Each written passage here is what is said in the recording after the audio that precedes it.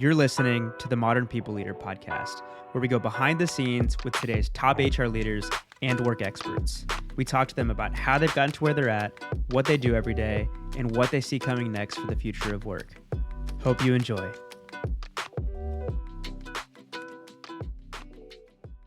Jeff, welcome to the Modern People Leader. Hey, Daniel and Stephen, thanks for having me. Of course, we're super excited. We know we've had this on the books for a little while. We've had to reschedule because I think all of our crazy summer schedules, well, at a minimum mine, because I know I've been super high maintenance this summer. So thank you for your patience. We're super excited about the conversation today.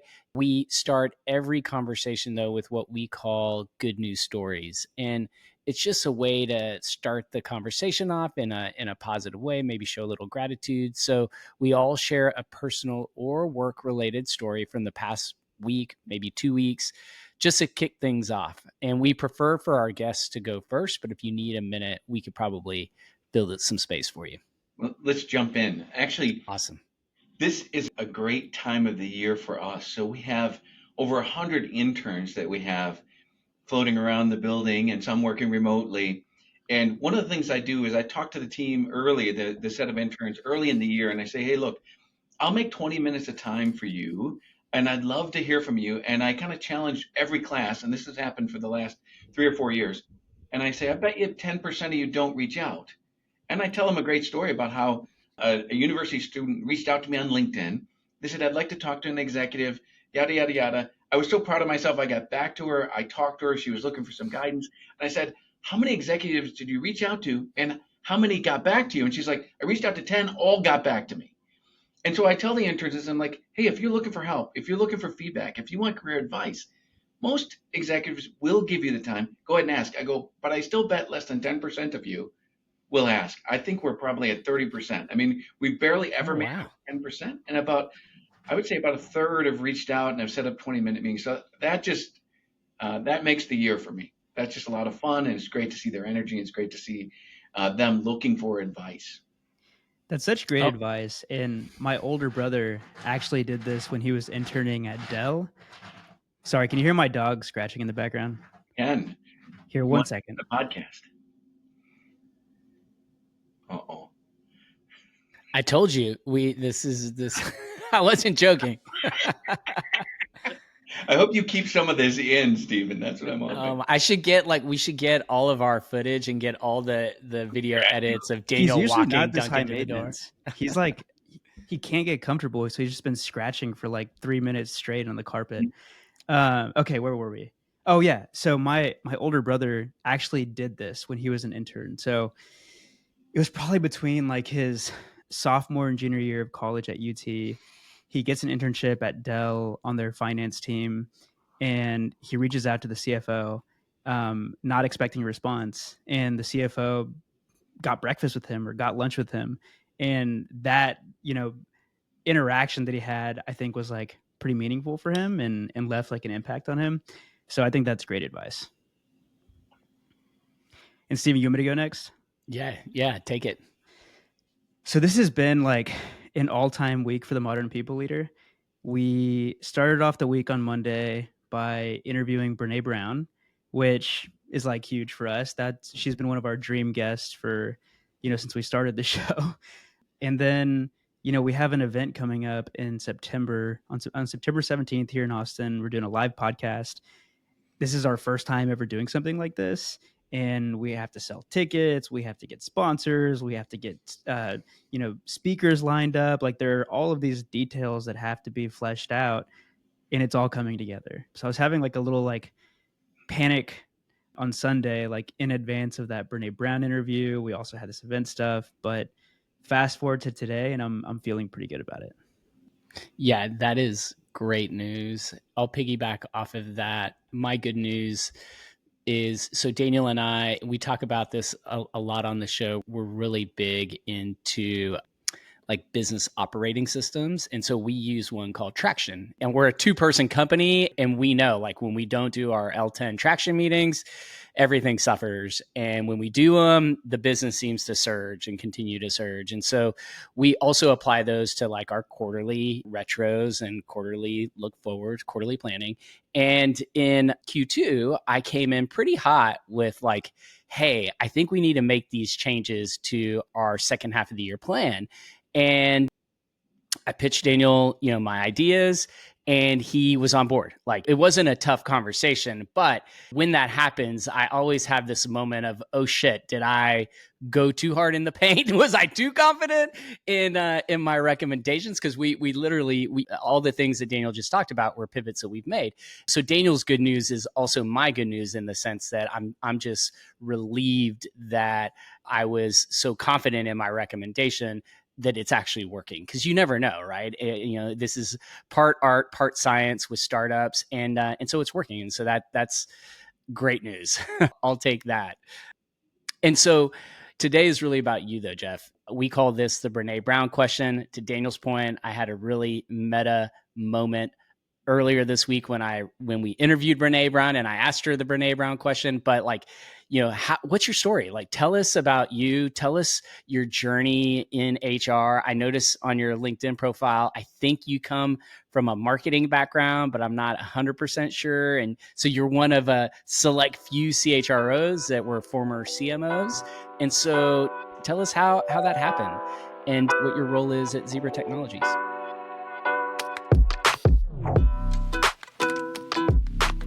Hey everyone, we've got a big update for our event that's coming up on September 17th in Austin, Texas. The amazing Katie Burke will be the fourth and final guest at MPL Live. For those of you that don't know, she's the former CPO at HubSpot and on the boards of Paycor and the Boston Red Sox. And she's an OG MPL guest from a couple of years ago. So it will be her, Jonna Driver, the Chief People Officer at Lattice, David Hanrahan, the Chief People Officer at Flare, and Jessica Zvan, the author of Built for People. And after the live pod, we're going to save 2 hours for networking and hanging out with your fellow HR leaders. Tickets are on sale for $249, but we have a special treat for our podcast listeners. Use our exclusive discount code MPL-Live-50 and snag your ticket for just under $125. If this sounds like something that you want to check out, the link to register is in the show notes. So yeah, grab your ticket today, and we will see you in Austin.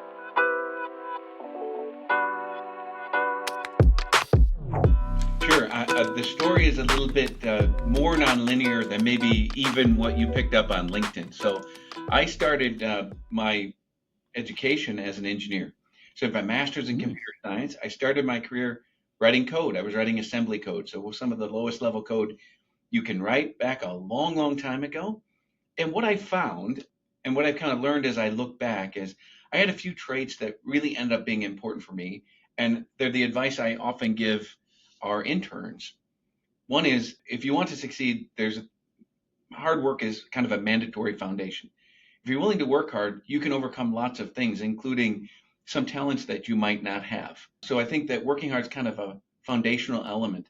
The second one is being positive. If you want to get somewhere in any organization or build a business like you guys are, being positive is pretty helpful. So having an idea like you had, Stephen, and being confident in what you're doing, trying to be positive, trying to take others' ideas and how do you build on them, those are really helpful. And I've never been in a meeting where we said, we got to promote somebody into position.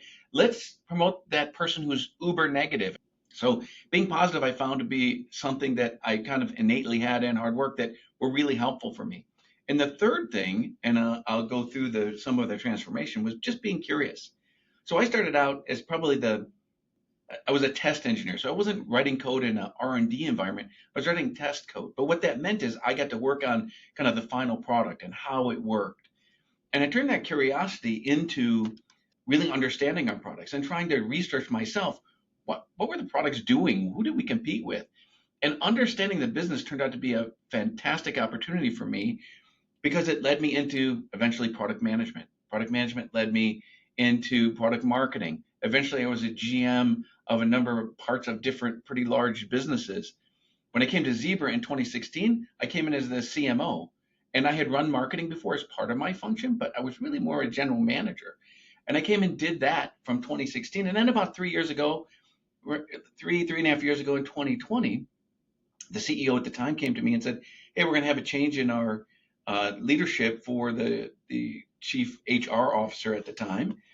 And he asked me to do it, and I did it simultaneously for a couple of years. And last year, picked it up kind of exclusively as the CHRO. And it was a decision that I wanted to go and do this, right? So I felt like I understood the business. I felt there were things I could bring, not as a non-domain HR person, to HR that would be helpful. And again, I look back at kind of everything's fundamentals to me, and I think being curious, being positive, working hard, those are all great payoffs for me through my career. And I think that also helped me get this job. And so today I'm the chief people officer. We've changed the name to kind of redirect what we're trying to do here of Zebra Technologies, about 10,000 people in our organization. So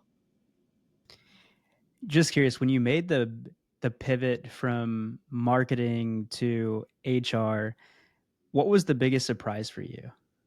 boy, there was probably a few, Daniel. And I think that, being in HR is hard. I'll be honest with you, as somebody who's didn't grow up in HR, I learned that there's really hard components. And one of the components of being in HR is people, it's very personal. HR is very personal. When you're dealing with somebody's pay or promotions or hiring the right people, it becomes very personal. And that means you really have to get it right all the time. And you've got to be right all the time. And I think anytime there's things don't go perfectly, you open yourself up to some level of criticism, probably more than in other groups. Um, but it really is important because I think the people make the company. As I often say, it's not the building, it's not the products. Those are really important things. Companies are people. And so whenever you're dealing with people, it's very personal. And getting things right and having a great experience, employee experience and manager experience is really, really important. And it's not easy to get it right. It's not easy. So that's probably the You biggest know, surprise. I joke, and it's like joking, not joking, that the CHRO, the head of HR, is the hardest leadership position, in my opinion, because including the CEO. Well, I think that's arguable because the CEO, now you're bringing in headaches that like no one else has. But CHRO is pretty close. And I think the dynamic for CHRO, or Chief People Officer, is all these other functions, finance, marketing, there is a leader who is an expert, and that leader is trusted to be the expert in that domain. And if they don't perform well, then that is dealt with. With HR, everyone opines. Everyone has an opinion because our customer is every single employee at the company. And because of that, because we're talking about our pay and, like Maslow's lower, the basic needs, right, that are at risk here, people have strong opinions, right, and including the department heads, including the other leaders on the C-suite, and so it just is a really, really complex and tough job, in my opinion. Well, Stephen, it's funny you mentioned that because I think there's two things that are in common between marketing and HR. And one of them is kind of what you mentioned, which is everyone kind of feels marketing is something you can just kind of do as a side hustle. And we all understand how to do marketing. We've all seen ads before. We've all been marketed to. So a lot of people feel that way also about marketing. I think the other thing that's Mm-hmm. important and a big overlap between marketing and HR is communications, because ultimately it comes down to communications. And in our world, external communications and customer communication owned by marketing, internal communications owned by HR, but communicating is paramount. And knowing your audience, communicating an audience specific message is really, really important in both jobs. And you mentioned our world. And so let's talk about Zebra a little bit. Tell us, if we were at a cocktail party and we had just met, or you're at the holiday dinner and you're seeing a cousin you hadn't seen in a while, how do you explain what Zebra Technologies does? What's the core business? I think what I would tell people as a starting point is we're really kind of reinventing what work is, and we're making everyday life better. It sounds pretty bold, but I'd give you some examples of what Zebra does that maybe would help you understand that. And for example, our core product set is things like handheld scanners, mobile computers, barcode printing. And you say, oh, that's kind of interesting, but we exist in your everyday life. Let me give an example. Let's say you were going to the airport and you went to rent a car. You may find that there's a Zebra device scanning your car as you're going out the door. You may see a ruggedized mobile computer. It looks something like this. And you may see them scanning your car and checking you out or checking you back in or printing a receipt. You may go to your local retail store and you may see people using a handheld scanner to check you out with a product that looks like this. Or you may see somebody at a inside the retail store doing inventory on one of our mobile computers that has buttons on it. You'll see that every day. You also may see us if you're an NFL fan. So one of the things we do as well is we're the official player tracker of the NFL. So every player wears two chips in their shoulder pads, and there's actually a chip in the ball. I think we're on our 10th season now. We're going to be entering our 10th season of working with the NFL, and we track every player. We know their acceleration, their deceleration.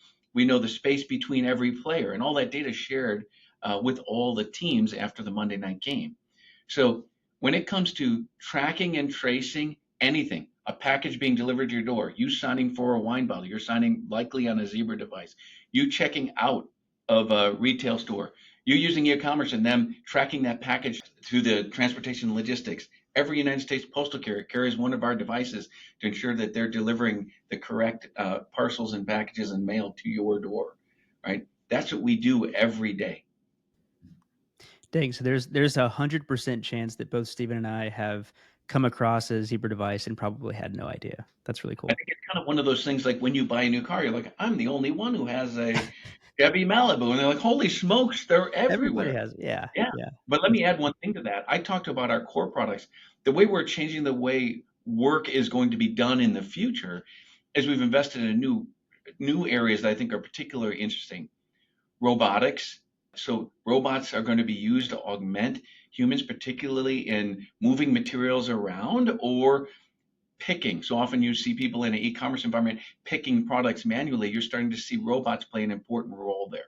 We've invested in retail software. So not just the device that you might see in your favorite retailer, but also the software that runs on it that manages the most important aspects, including the inventory and including the worker and their time and scheduling their time. And finally, over and above the retail software robotics, we're also investing in machine vision, which is changing the way manufacturing is done and inspection is done. So we're looking at the way that work is evolving, and we continue to invest in those areas. So scanning, printing, mobile computing, really important for tracking and tracing materials from manufacturing through the transportation logistics system and ultimately through retail.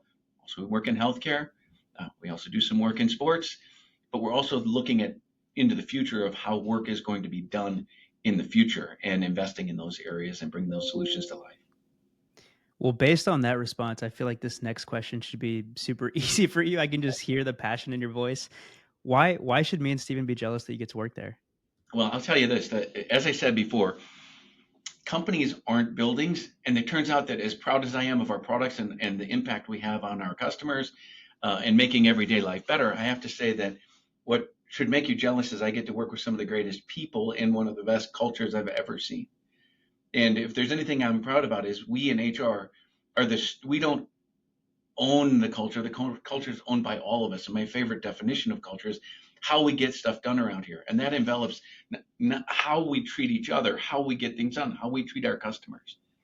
And I think that feeling like I'm a steward of the culture, we're helping shape that culture, that I get to work with the interns and the people who have been here a long time or the people who are brand new and really help bring that culture to life and really try to exemplify every chance I get the culture and work with the people. That's what I love more than anything. And I get to spend a lot of time with the interns and mentoring people. And that to me is just a blast.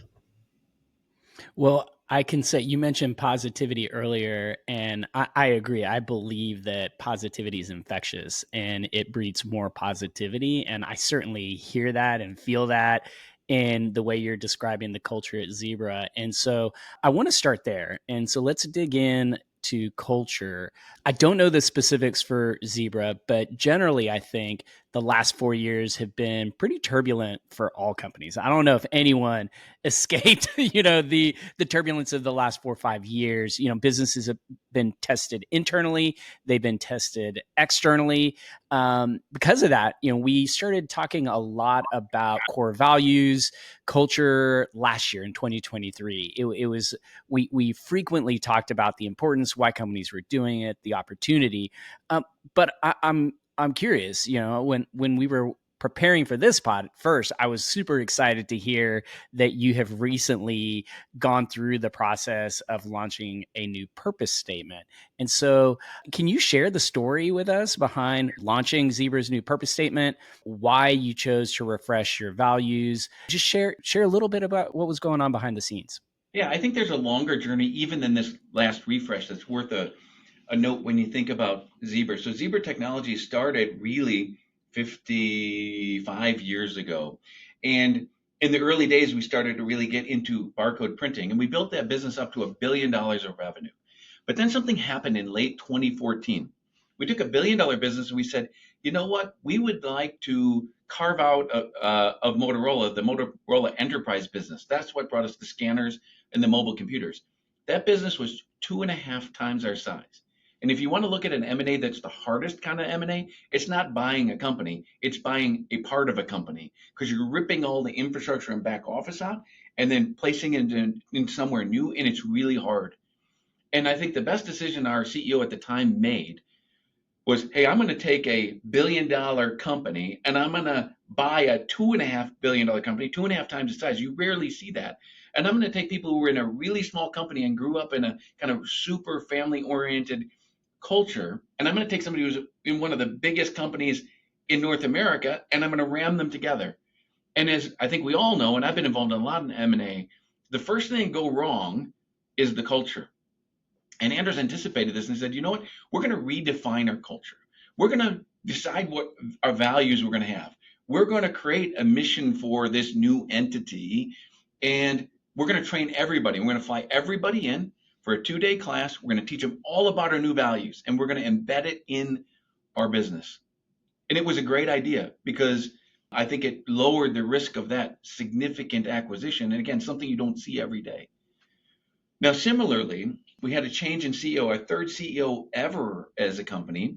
Bill Burns started last year, right? So one of the things that Bill said is, hey, we've gone through a lot of change, right? Every business went through over the last few years a lot of change. For example, you mentioned turbulence, but part of that turbulence for HR was we had the Great Resignation, right? And then we also bought some companies. We were also growing during some of that time.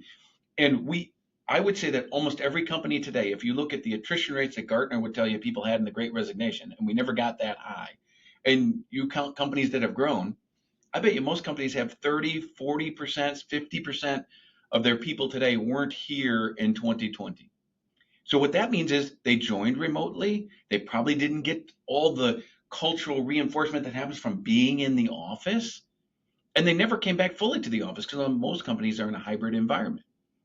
So the question is, how do I reinvigorate this culture when we're starting to come back in the office? We're working in a hybrid mode. Lots of things have changed since 2014. How do we reinforce it? So Bill made the decision, let's reinvigorate the culture. And at the core of that was, as you said, creating a purpose, our purpose. And I kind of mentioned this earlier, right? Our purpose is how do we create new ways of working that make everyday life better, both for the organizations we sell to, so think retail, transportation, logistics, healthcare companies, those organizations, their employees, because we sit in the hands of those frontline workers, and then those they serve, those of us who are buying things at retail or renting cars and such. So that was the idea behind the purpose, and it enveloped everything we were from a core business and everything we were doing from our new expansion, exciting new businesses, right? And we're certainly still excited about the core. And then underlaying that, we said, let's take our values, and we had great values: teamwork, innovation, agility. You think, oh, those are all good words, and I won't go through all of them, but those are really good words. But a lot changed since 2014. We found that those one-word values weren't as inspiring as we wanted them to be, number one. And we saw other companies having more inspirational things. We also found that we left out some things that were pretty darn important, like the customer never showed up in our values. How can that be? How can that be? But somehow we didn't have that. The idea about inclusion, the deepest human emotion is feeling like I belong. And there's a reason that goes back to humans trying to survive in a pretty tough world thousands of years ago. You want to feel you belong. We believe diversity is important for us because we're a company built on technology and innovation. And if we have diversity of thought, diversity of background, we believe it drives greater innovation. So we wanted to bring that in. And we also wanted to bring sustainability in, which is really important. So there were aspects that weren't there. It wasn't as inspirational as we like. So we took those one word values, and sometimes those words show up again. But how do we lead through innovation? And how does that incorporate things like being an inclusive culture, being a place where people feel they can belong? How do we deliver excellence with agility? Agility was a feature before, but how do we deliver excellence in everything we do? As an example, think and act customer first. How do we make sure the customer's at the center? So I won't read them all to you, but to build that culture, we said we need a new set of values. We built a purpose, and then we did a number of things to launch that, which I think we can probably get into in a bit. But that was the essence of why we did it and kind of what it is. And then as far as the process of taking all of these inputs and creating like a really polished purpose statement and then picking your values, like I imagine that's hard. I'm sure there were a lot of inputs, a lot of opinions to take into consideration. Were you the one sort of leading the charge on this? And how did y'all get to like that final version? Well, I'd like to tell you that we just met once for a half hour and then everybody was good, but it didn't work out that way. So one is we took a lot of feedback, right? So we made sure that we went out and talked to a lot of our employees from different places, everything from frontline workers to executives. What did they view the values of the company? Because we wanted to make sure that we had, a set of values that were kind of distinct and clear and durable. And so we wanted to make sure that we got that feedback. So we spent a lot of time getting feedback from employees. We looked around the world, about half our business in the US, the rest is outside the United States. So we work in every geo. We wanted to make sure we had people of different experiences because we wanted to include people who just joined from people who have been here 25 and 30 years, and of course, diverse backgrounds. So we went and we collected a lot of data. And then we worked really hard, and we worked really hard with the executive team. We had numerous sessions over months and months and months to get the values and the purpose statement to something that we could all agree to. And I think that's an important start. That's just the start, but you got to do that. So you really got to start at the kind of the grassroots. You've got to get that feedback. You got to get people bought in. They got to feel they're part of the process. Like anything, co-creation is so much better than saying, here's our new purpose, we slapped it on the wall. And that co-creation and getting that feedback and making it authentic, making it clear, make it distinctive, those are important. So we put the time in to do that. Love it. And so you take this grassroots approach that sounds very inclusive. It's iterative. You're bringing some of the things from the past. You're incorporating new concepts like customer, centricity, inclusion. I love that at a time where a lot of people are scared and don't really want to engage in the DEI conversation. You guys are adding it as a value, and I think that's really, really important for a variety of reasons. Although this isn't a DEI conversation, and so. What does the next step look like? I have to imagine that you don't put all this time and energy just to have a revised set of words that are framed, indoctrinated. And so what is the next phase of what did the next phase of work look like? Or if you're currently in that phase, like tell us a little bit more about where you go from here with that. Yeah, we're in it now. But I would say that what worked the first go around was getting everybody in to kind of live it for a couple of days, taking them out of their work day and really getting people cross-functionally engaged. And it was everything from, there's key elements of it. We use a particular company, but there's some phrases that are important to us, like things like be here now, be curious, understanding different styles of people. These all became kind of catchphrases that I think, what's happening in the culture when people are calling on it, when calling you on it. Like you're in a meeting and somebody's playing around with their phone. Hey, are you being here now? That's an important aspect of our culture. If you're going to invest the time having a bunch of people in a meeting, whether it's virtual or whether it's hybrid or whether it's in person, we want to make sure that people are there. If people are taking kind of a judgmental approach, it only becomes real when it's not because it's on a wall and a poster. It's because somebody said, are you really being curious now? Right? Are you really open to kind of listening what somebody else has to say? It only becomes real when particularly the leaders start using it and casting the right shadow. And I think that happened because it caught on the level of investment we made. We're doing something similar now, but maybe a different approach because the workforce has changed quite a bit and the hybrid nature of things. So what we started with is once we got the executive team bought into the values and the new purpose, then we started launching it to our employees. And so we started creating challenges for people to get involved in the values. So we did that kind of one value at a time. We announced it at our global town hall. We got people engaged over time. Then we started working on a couple workshops, and we brought the ELT, the executive team, through it first. And we brought them through some workshops about how do we work on some of these aspects of succeeding as one? How do we make that real, as an example? And we've now built that workshop out that we'll deliver both virtually and face to face because we have to do both. And we'll roll that out over the next year or so to all our employees. So we'll get them engaged in some of these challenges, kind of small challenges they can get involved in. We'll get involved in taking this workshop. We also launched a virtual platform so people can engage with their teams with different tools and different exercises and different readings they can do on all the values and how to bring those to life. And again, they don't become real until the leadership starts using it, and then that tends to work itself through the system. But the leaders have to take it up. They have to pick it up. They have to invest the time in it. And we're creating the opportunities to do that. And we're in the midst of it right now. I like the catchphrases. Be here now, be curious.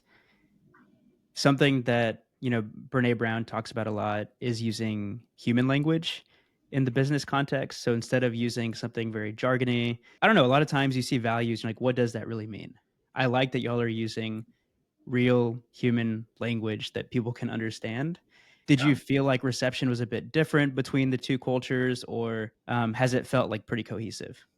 I would say that more recently we've bought more smaller venture-backed companies. You see a lot of acquisitions of those kind of companies, and they tend to have a very unique culture, I would say. And usually they're small. Usually people wear a lot of hats. There's usually not a lot of process or what they might call red tape or bureaucracy. But what works for a 50-person company doesn't scale to a 10,000-person company.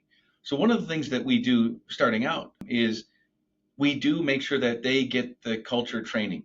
And we also make sure that we listen really hard and we do regular surveys like, hey, how's it going? Give us feedback. Are you intending to stay here for the next year? Things we ask them a series of questions we think are really, really important. Is the culture, do you feel like you belong in the culture? So we ask them these questions over time. We give them the training. And I think what we also try to do is make sure that they can maintain some aspects of the culture that they've developed. I don't think you can just come in and say, hey, let's change everything. So we do try to listen and we do try to learn from their culture as well. I will say that that's always challenging because if you have 10,000 people who work like this, it's hard to have 50 people here who have completely wildly different ways of working, but we try to accommodate that where we can. And I think you've got to be listening all the time. That's been a really important aspect for us, is make sure we give them the training, we give them the experience, we also listen to what they're saying over time.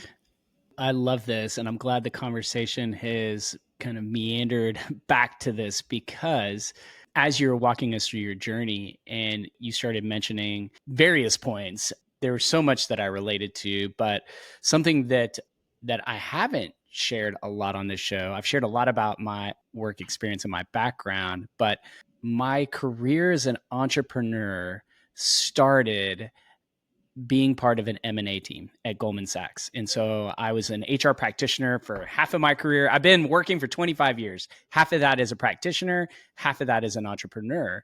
And when I joined Goldman Sachs, I was a practitioner who had focused mainly on the global mobility side of HR, which is now talent mobility.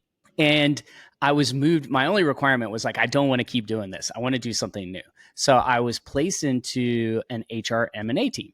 And one of the first things that my manager did was she had me go to the conference board. It was the conference board, Mercer, and maybe one other like HR, one of the big HR consulting firms, maybe Deloitte. And my manager, she was a former investment banker. Knowing the remit of our job was to perform pre-bid, all the way from pre-bid due diligence all the way to post-integration merger project management. The harsh reality is like 90% of these mergers fail. And the number one cited reason, or at least back then, I'm not as close. This is all Weretonomics. So this is rooted in my head, not in data. The top reason always comes back somehow to culture and a lack of cultural integration or not thinking through these culture pieces. And so I love that you have a focus on this. I love that you guys have like a playbook of sorts. And so whether formal or informal, I would love to dig into that a little bit more. And so, I want to go back to let's start with the big one, the big merger, which was, I believe, Zebra Technologies and Motorola, the subsidiary of Motorola. So what were the biggest challenges and what were the biggest lessons learned there? And once we talk about that, I will lead the witness a little, and I would love to then jump into how that experience has helped with these smaller acquisitions you guys have been working on more recently. Yeah. Well, okay. Well, I'm looking forward to the leading the witness part because I think there's lots of differences between these two. So the acquisition happened, I think, late 2014. I got here in 2016, but trust me, we were still in the middle of integration, and we were in the middle of rolling out this kind of new culture.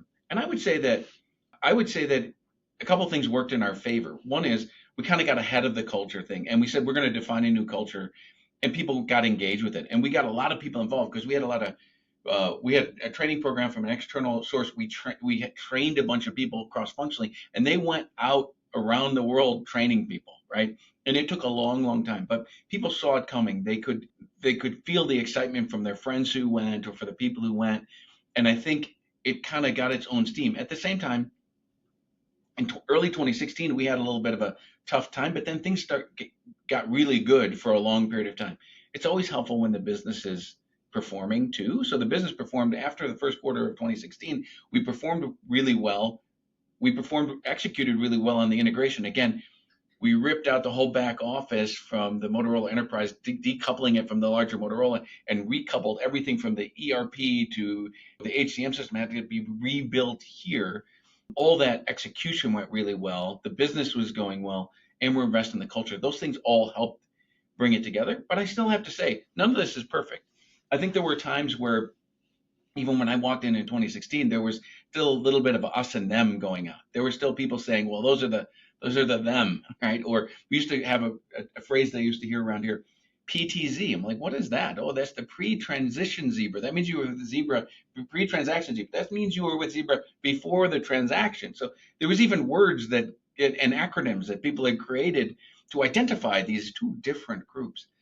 But I think the good news is, it takes time, and I think that it's become much more of a we over time, and it didn't take that long, right? I would say in the course of 2-3 years, I don't think you really heard any of that anymore. So I think that went away, and I think again we performed as a team as well, which that was helpful. Love it. And so if you compare that experience, very different to these smaller deals, like what have you kept in terms of like your approach to cultural integrations, and what are you having to do a little bit differently with some of the smaller ones? I would say that we've been learning along the way because these little ones are a lot different than the big one. In the big one, we said we need to develop a new culture. If we go out and buy a company with 50 people, 100 people, 200 people, we don't reinvent the culture for the 10,000 for the 200. I think there's also an acknowledgement that people who are entrepreneurs, who are in a startup, not everyone's going to want to stay at the larger company. It's just a reality, right? So that's just a reality. Some people, they just want to go do that again. They just love that environment, and that just is. I sold my business last year. Sorry for jumping in. And the private equity, great firm, great people, smart people. Same with the company that acquired our startup. They gave me, they offered me full time a few times. And I respectfully, that just wasn't on the cards for me. And so I totally relate to that point that not everyone is going to want to stay along. Yeah, not everyone wants to stay long, but what's important when you're buying a company, you may think you're buying the product. You might think, oh, now I have a new lease. Those aren't the company. The company is the intellectual property of those people. It's the most important thing. So there's a core set of people that need to come over and stay and transition. And so I would say that what we've learned over time, again, is the things we've done. We make sure that they do understand our culture. We do try to listen. We do listen more than we've done before. So we do a series of surveys to try to make sure that we're on top of how's it going, how do people feel, do they still want to stay. We know that there's going to be some attrition, there always is. I think we've gotten better at it. If you ask me, is it perfect? And no, it's not perfect. And we're always learning. So we do have kind of a standard process, and we update it and we review it every time we do an M&A. And if we do another one, some of the things that we've learned to do, we'll keep adding. And I think that's what it comes down to, is just continuous learning. One thing you briefly mentioned earlier were the cultural trainings, and I believe these are like multi-day trainings. So let's pretend that me or Steven are starting at Zebra, and we're about to go through this training. Like, what are we in for? Yeah. So why don't we start with this? I'll recast this. The original training was 2 days, dedicated face to face every time. The new training is a little less intense. So if you're a new employee, every new employee will go through what we call Zebra Foundations, and that includes a few hours of cultural training. So we'll introduce you to the culture, the concepts. Those are all done. And then with the culture reinvigoration, if you go to one of the either physically or virtually, and they're more a few hours now, and it's shorter virtual than it is face to face. But what we're going to do is we're going to give you some experiences. And I think what's really important is it's not just listening to someone talk about being here now or succeeding as one. We'll do some exercises. And some of the exercises have their own cult following. I'll give you an example. One of the exercises we did that's still done today is people are given different puzzle pieces. And so every individual is given a puzzle piece, but none of the puzzles work unless you work together, right? And so people talk about trading puzzle pieces. If you just work on your own puzzle, you'll never solve the puzzle. If you start figuring out, I got to work with other people. So those experiences become things that are kind of common experiences that everybody in the company has. We've all played that game. So it's gamified, it's engaging.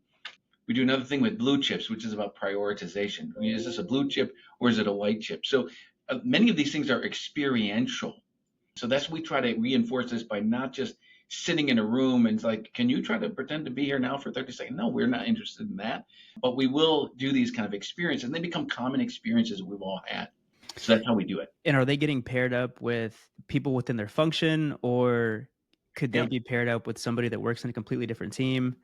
Our preferred, so in the way it's worked traditionally, is it would be a cross-functional team.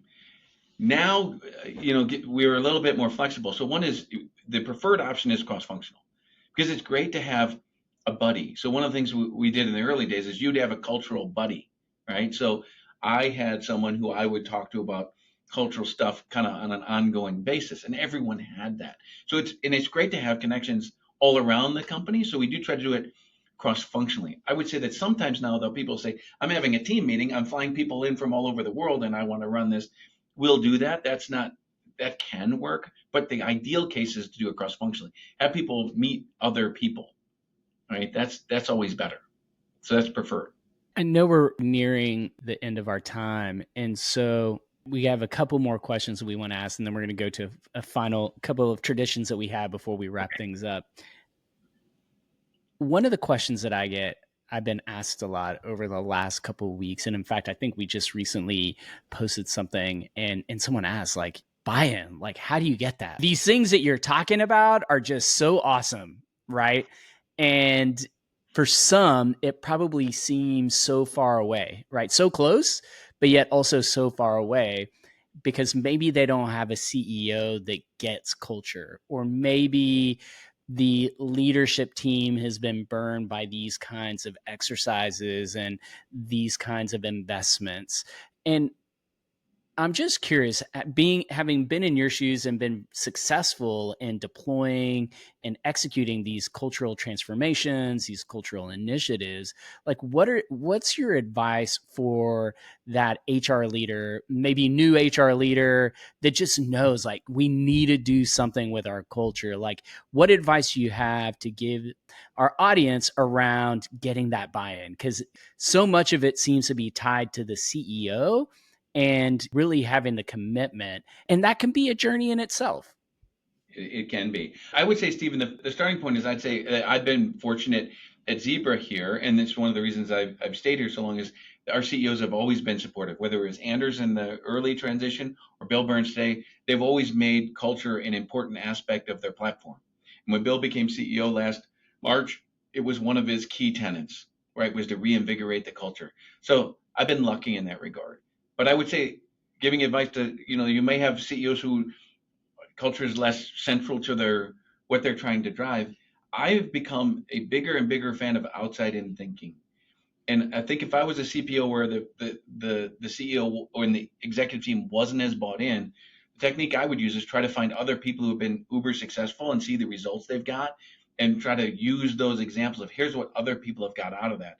Here's some of the problems that we're suffering from that I see, and here's how others have taken a best practice to solve those problems. And I would try to bring that not just to the CEO, to the executive team, and try to get some support. And then I would lay out a plan of co-creation.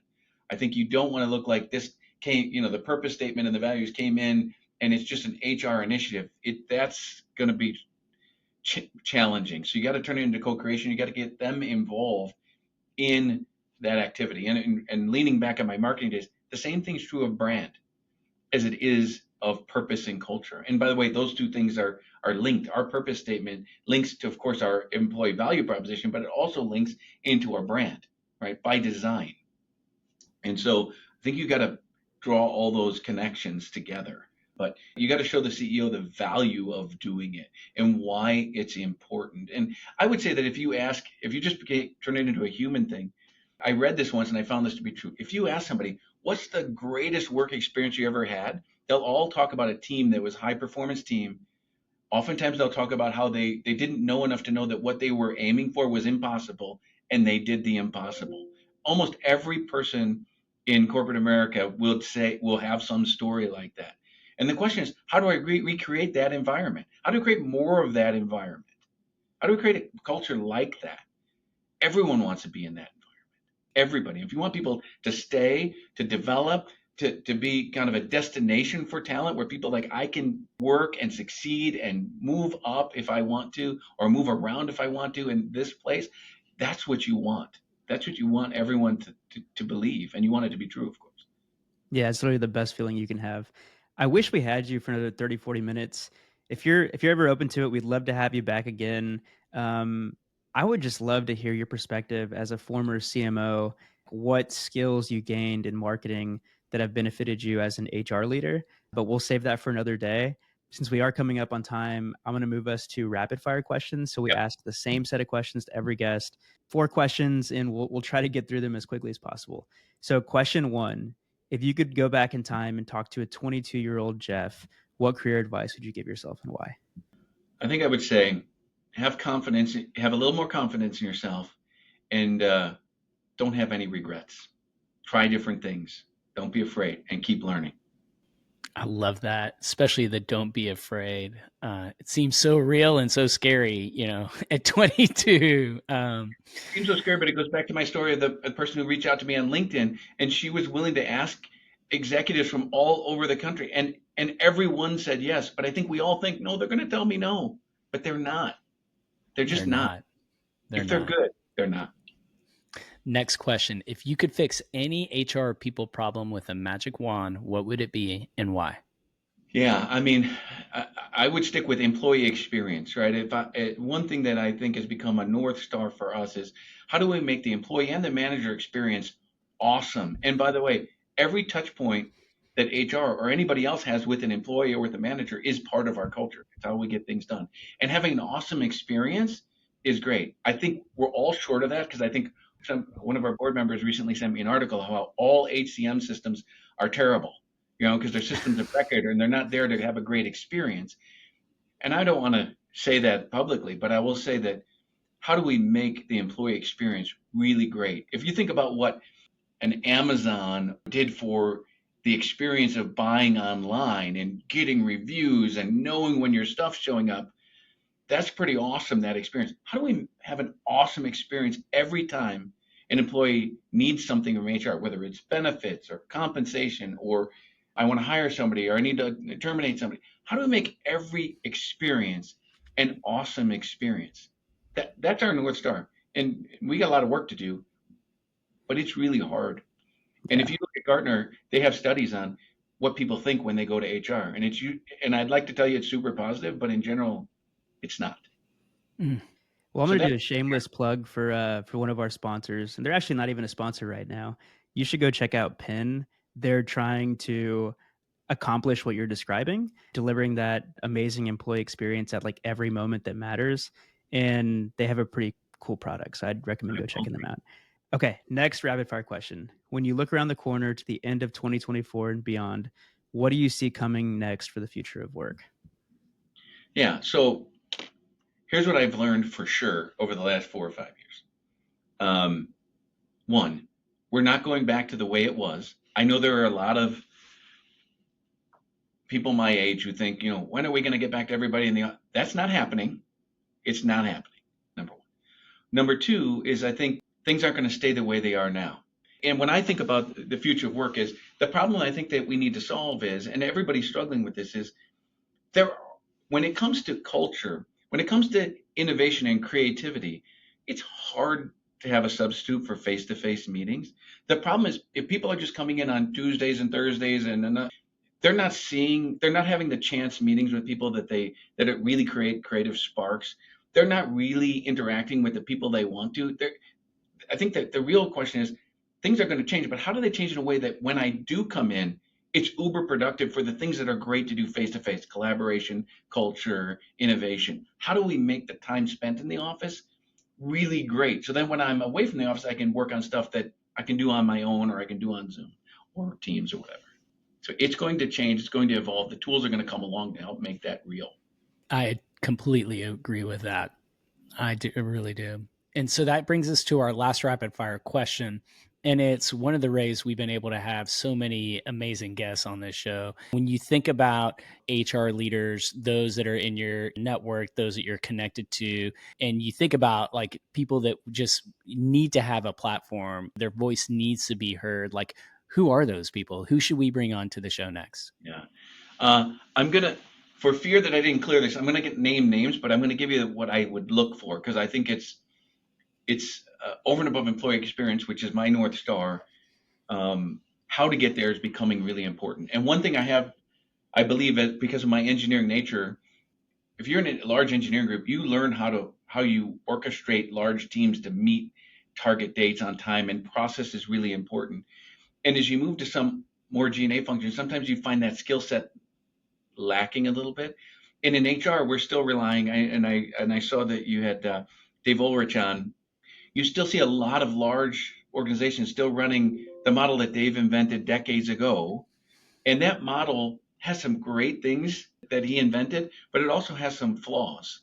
And I think I would look for CHROs who've been through a transformation that focuses on employee experience and that creates room for more strategic discussion from HR.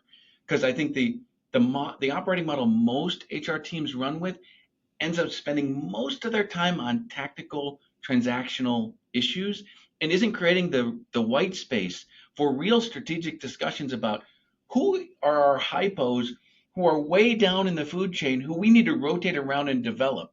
We do a lot of that when we look at executive succession planning or maybe people at the director and above. But once you start looking for the next set of gems, do people have time for that? Do they really understand the skills gap that they have? Are they really doing something about it? Well, we spend a lot of time onboarding, offboarding, terminating, changing people's comp, and doing these transactions. And I think an operating model of the future, and we're going through this now, that can create the space and the structure for more strategic HR work that supports the business is absolutely essential. And there are some people who I know who have done that. So if you can check the box employee experience and change the model to be more strategic, so you're meeting the needs of the business, and there's people who've done that.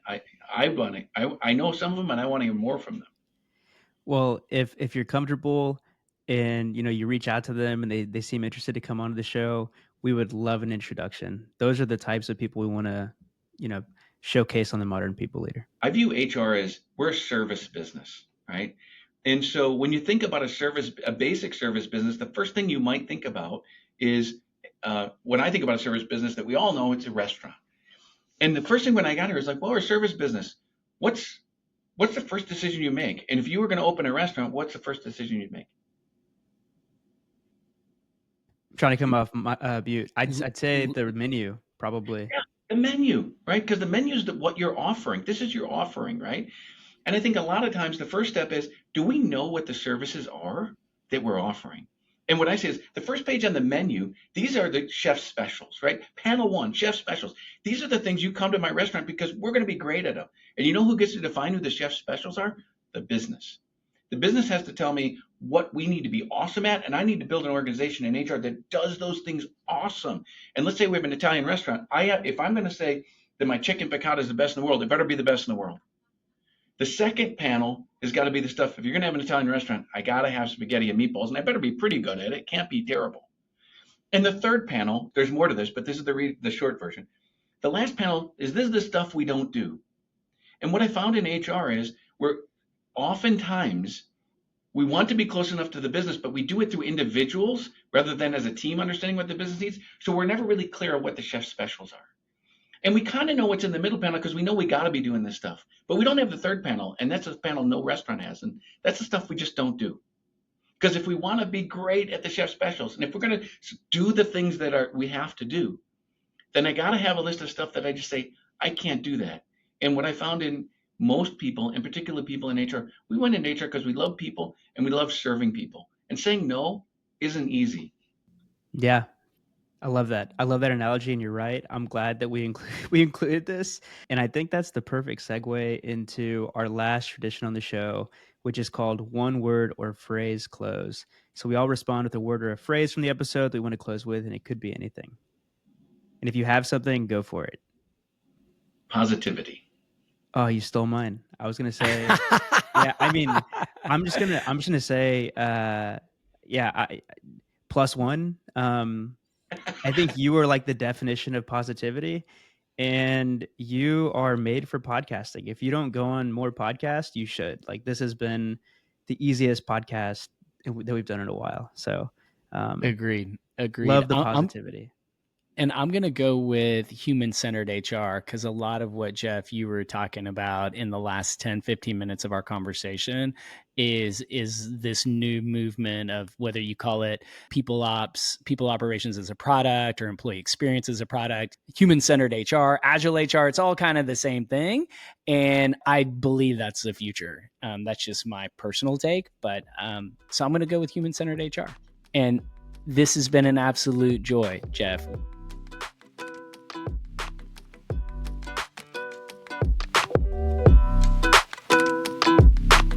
Thanks for tuning in to another episode of The Modern People Leader. We really, really appreciate it. And if you enjoyed the show, please leave us a 5-star rating. It would mean the world to us. And connect with us on LinkedIn. We want to know what you think about the show, and you can find links to both of our profiles in the show notes. Thanks again for listening, and see you on the next episode.